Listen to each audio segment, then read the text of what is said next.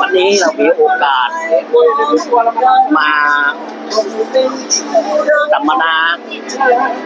ที่กรุงเทพมหานครกรมส่งเสริมจัดเพื่อเป็นแนวทางในการนำอัตลักษณ์ดนตรีท้องถิ่นร่วมดนตรีสมัยวันนี้เรามากันต้องเป็นหลายปีนะครับนำมาวันนี้ทางกรมส่งเสริมเปิดจัดชื่อมา